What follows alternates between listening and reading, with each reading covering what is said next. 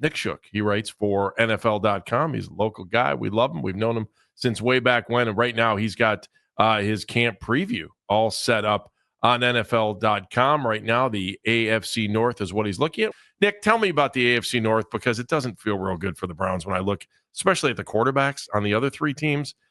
They've got their work cut out for them.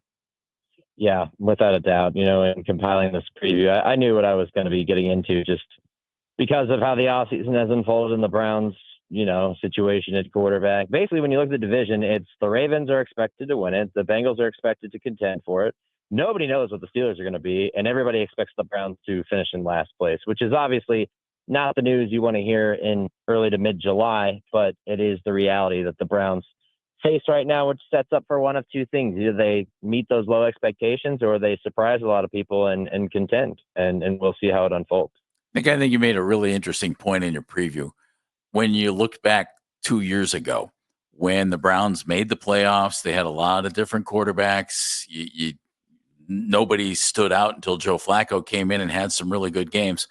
And you had an offense that was okay and a defense that was stellar. And this year, the defense, I think, needs to be stellar again.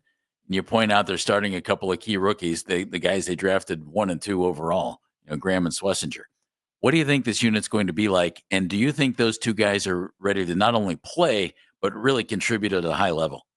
Yeah, I think that a lot of fans were not happy with the decision to trade out of 2 and take Mason Graham at 5. And I think that 3 to 5 years from now, they'll look back and realize that they were wrong. They might not admit it, but they'll realize that they were wrong, because I think Graham's going to play and he's going to make a difference. He has his get off and his hand ability and his power is pretty rare. And it's going to show on the field when he ends up in that rotation, which I think that they desperately needed, considering they never really invested in that position. But the big question mark is, can Schlesinger, is he the type of guy that can effectively replace JOK? And, when they made that draft pick, I think it was Glenn Cook who came out afterward and said it didn't have anything to do with JOK. Well, we all knew that it did. I mean, that was the best remaining linebacker. He's a rangy guy. It absolutely had to be because of JOK. And now we know that it was. And so that's the big question mark, is can he step in and make a difference? Because this is a guy who was a walk-on, ended up being an All-American. That's a big leap at the collegiate level, but it's an even bigger leap to get to the NFL and make a difference. So if he can play well, I think that they'll be, a lot better at the front 7. I think they'll already be better on the front 4. It was a huge win to retain Myles Garrett, even though you had to break the bank to do it. But I do trust Jim Schwartz and what he's able to do with that scheme. It's going to have to be their strength, because unlike 2 years ago, I think this offense lacks firepower. I don't think it has nearly as much, at least at receiver. We have a lot of unknown with the rebuilt backfield, but I'm glad that they addressed that too. So there's just so many question marks on the offensive side. It's going to have to be the defense that makes these into low-scoring games to give them the best chance to win. Nick, do you think that we looked at the roster last year and there were virtually no changes among the starting 22? This year, you take a look at this starting lineup, and if you decide to go with a 2 tight end set, you could end up with 4 rookies on the field if Judkins or Sampson starting on offense, like 2 straight rookies on offense that could start in a 2 tight end set, depending on if they don't want to start forward at running back. And then you just talked about Graham and Schlesinger on the defensive side. Can you talk about, is that a philosophical change, or is that obviously a change by necessity? I think it's by necessity, and it's something that most teams do go through from time to time, because in the salary cap era, the way it's designed for you to be unable to retain the majority of your roster. You have to pick and choose who you're going to keep and who you're going to unfortunately let go. The masters of it have really been the Ravens. The 49ers have kind of dipped their toes into the water in recent years at doing this and remaining competitive. And the Browns now have been forced to do that. And, the timing was good, because they couldn't do it in previous years because they didn't have first round picks, which is why they had to do it this year and rely on a lot of those guys. I thought they approached it well. I don't like giving immediate draft grades, because I think it's a pointless exercise, because we don't know who these players are going to be in the long term. But if I did, have to give them a grade, I would give them, positive marks. It'd be well above passing marks, because they approached it with intent in order to address these weaknesses. And if you look at the roster and you consider the amount of rookies that could be on the field at the same time, that might make you a little nervous, a little uneasy. But at the same time, it should also encourage you because you've got new blood in there and you've got some talented football players in that group. Harold Fannin was a phenomenal tight end at Bowling Green. Quinshon Judkins, every Ohio State fan in the world knows what he brought to that team last year. And Dylan Sampson was a hell of a running back at Tennessee, too, that kind of flew under the radar to the point that I was surprised he was still available when the Browns drafted him. If all of those picks hit, you'll be fine. If half of those picks hit, you'll still be in a better place than you were if you were trying to plug gaps with free agents that you were going to have to overpay. So it's not the worst thing in the world, and it keeps you, financially viable going forward, especially while you still have all that money tied up with Deshaun Watson. It's just an unknown as we go into the season. But for me, I mean, it gives me reason to want to watch the Browns this year. How is Harold Fannin going to fit in those two tight end sets? That's the root of Kevin Stefanski's offensive background. They did it a ton in Minnesota with the wide zone scheme. And they got away from it in recent years because they could never find the complement that really fit with David Njoku. I think they got one now in Fannin, and I think it could be pretty productive as long as the quarterback can get the football to him. That's the big question. Nick Shook joining us from NFL.com. Nick, Kent Stater, local guy, his preview of the AFC North posted up on NFL.com yesterday, and go read it. It's very insightful. You think, Nick, well, I think Andy thinks, I think most Browns fans think that Quinshon Judkins, drafted in the second round, is going to come in here and, okay, fine, you've got a starting running back and he's going to be really good. Are we allowed to think that way, or are we just being optimistic? And maybe a little bit biased because he's a Buckeye.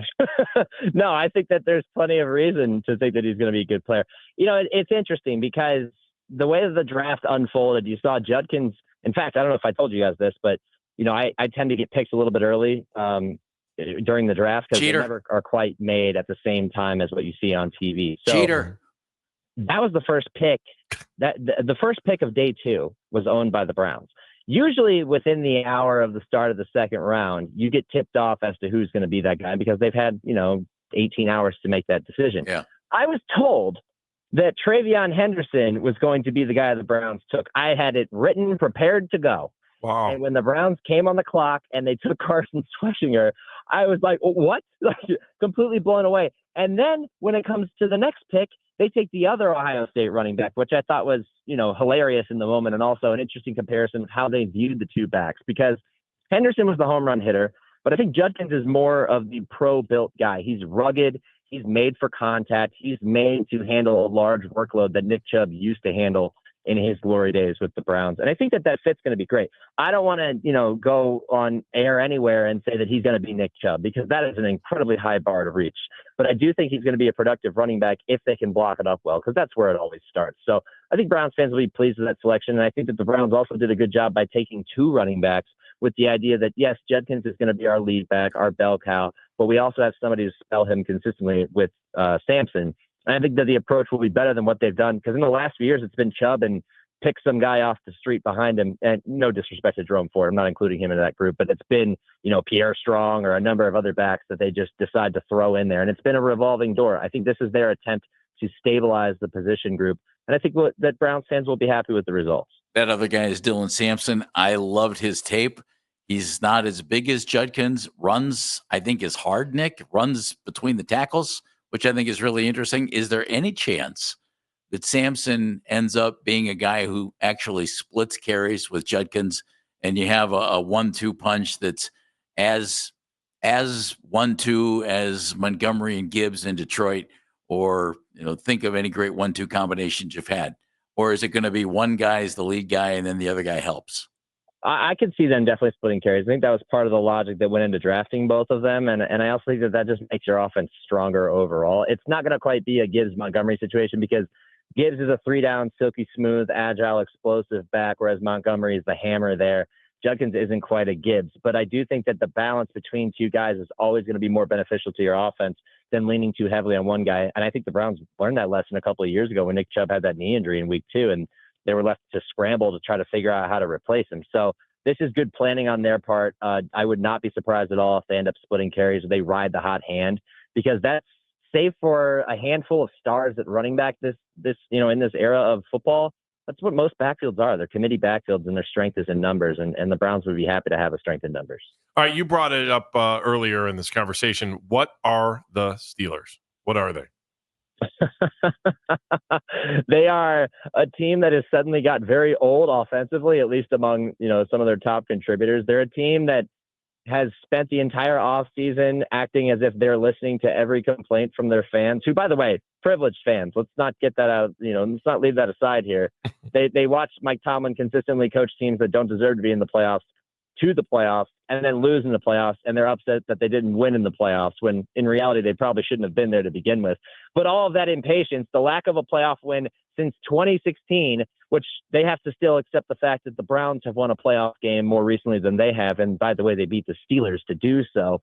All of that is building up. And I think that directly motivated how they approached this entire offseason. The whole wait for Aaron Rodgers was very weird because it was so prolonged and hush-hush. And there was things like Mike Tomlin saying there's no drop dead date and things like that. But it's all behind us now. We know what their offense is going to look like. And what it's going to look like is Aaron Rodgers dropping back behind an offensive line that's much improved compared to where it was 2 years ago. A running back room that I think has a lack of an identity right now because they got rid of Najee Harris and they replaced him with the kid from Iowa, and they still have Jalen Warren. But most importantly, they have DK Metcalf out wide. And they believe that they have upgraded their offense overall from where they were a year ago. I'm not one to necessarily subscribe to that notion entirely right now because on paper, it kind of feels like you swapped one guy for the other and maybe didn't get any better. But it really comes down to what Arthur Smith likes to do. If you look at their tight end room, it is incredibly crowded, like to the point where somebody's going to get traded or lose their job after they acquired Jonnu Smith in that trade with Miami, which, by the way, signals, again, their intent to win now by getting Jalen Ramsey, who may or may not be at the point of his career where he's transitioning to safety. So this is a Steelers team that is all in on 2025. I know Mike Tomlin got a contract extension, but they are probably just as tired of not experiencing playoff success as their fans are, and that's their sole goal. Is that going to happen? I don't know, because Aaron Rodgers could be the quarterback he was down the back half of last season, which was pretty good, even though people weren't paying attention to him, or they could be a dysfunctional mess, and that's where the intrigue lies, is watching the Steelers and seeing whether it's going to be, a successful race or a massive car crash. Nick Shook joining us, NFL.com. All right, there are the Steelers. T. Higgins back in Cincinnati. Jamar Chase, rich in Cincinnati. Big contract extensions, both guys. Joe Burrow, happy. Is he happy with his offensive line? And, that I wonder about that. I think Burrow is good for football. I don't like that he's in our division, but I think he's good for football. Can they protect him there, Nick? Yeah, he's super marketable. Like the clips that have come from the quarterback series on Netflix is just great. But that's the big question. It's been a question for years. Marius Mims, the guy they drafted last year, was not consistent. They had a guy at right tackle 2 years prior in Hakeem Adeniji, who ended up with the Browns last year, who wasn't a turnstile, but wasn't consistent either. I don't know. I don't know if they're going to be able to protect him. They have so much money in their weapons and their quarterback that it's a roster that's just a little strange. And more than protecting Joe Burrow, I'm worried about their defense. Louis Anarumo a few years ago was getting head coaching looks, the former defensive coordinator there, because of how well he'd done with that group. And then personnel just slowly started to trickle out of the building, and it just kept leaving, and they didn't replace it effectively. And then they cratered defensively last season. They finished in the bottom third of the league in total defense. They lost 4 games in which they scored 30 or more points. And that was directly because the defense couldn't stop a nosebleed. Most memorably, that loss to Washington early in the season. And it hampered them. It prevented them from making the playoffs when they tried to get hot late in the season. They're also a team that starts slow. So if you start slow, you've got too much money in your weapons. You may or may not be able to protect your quarterback, and you don't know what you're going to get from your defense. What does that mean? That means a rough start and the same pressure that you've experienced in previous seasons. I think in 5 of 6 seasons with Zach Taylor at coach, they've lost their first 2 games, if not more. They need to be better than that this year. And I think a lot of that is going to be on their defense, where they've invested in traits guys and not guys who have come to the NFL with a lot of collegiate production. Miles Murphy from Clemson being one, and Shamar Stewart, the other one that they selected this year. So they need those guys to produce. They need their draft picks to hit, because all their money's tied up in the offensive weaponry. And the trenches is where I worry the most about them. Can they stop the run? Can they get pressure? Trey Hendrickson is still in a contract dispute. Sam Hubbard retired. And again, like you said, that offensive line, there's a lot of questions. So there's so many things to answer with them. But on paper, when you look at, the positions that the average fan gets excited about, they look strong. It's just, are the bones of this team really that resilient, or is it going to be kind of a facade? That's what we have to figure out. Yeah, Nick, when you talk about Cincinnati, I mean, the defense is what really let them down early on. So then they go out and they bring in Al Golden, and then they took 3 of their first 4 picks, or their first, second, and fourth rounders are all on defense, 2 linebackers, and you talked about Shamar Stewart. How much better is their defense going to be, and could their defense once again hold them back for another season? Well, I think it's putting a lot on young guys because most of those picks are going to be expected to play, or at least see heavy reps in rotation. And while I said that that's a good thing for teams like the Browns don't enter 2025 with expectations of making the playoffs. The Bengals do. Right. Zach Taylor's seat is warm because of how they've struggled in the last few years. Really, ever since they reached the Super Bowl, they lose that AFC Championship game, they miss the playoffs. They got to get back on track. So it's a big question with them. And honestly, for as well as they've done at receiver with Higgins and Chase, and obviously Burrow was an easy pick that everyone was going to make.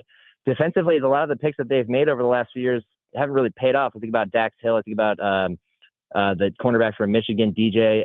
And I think about, Cam Taylor-Britt, who likes to talk a lot and also gets toasted every once in a while and then makes a big play every once in a while. And the guys that I mentioned before. And there's just so much uncertainty there. Those guys need to produce in order to really bring this thing together. And I think that's going to be the area of concern throughout at least the first half of the season is this defense going to be better with the new coordinator who comes with a ton of experience in Al Golden? But it's not a team that, if I had to put my life on the line, I'm not putting my life on the line for the Cincinnati Bengals just because I don't know exactly what they're going to be. But if everything works out, they should be in contention. Nick, I have 30 seconds. How much better are the Ravens than everybody else in the North?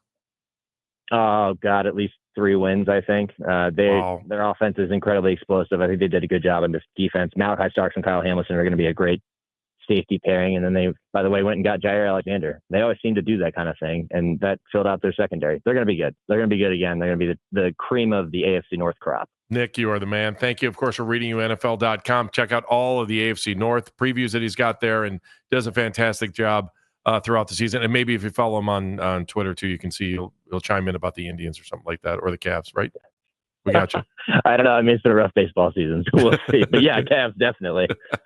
All right, Nick, thank you. We appreciate you. Talk to you soon. All right. Thanks, guys. Appreciate it.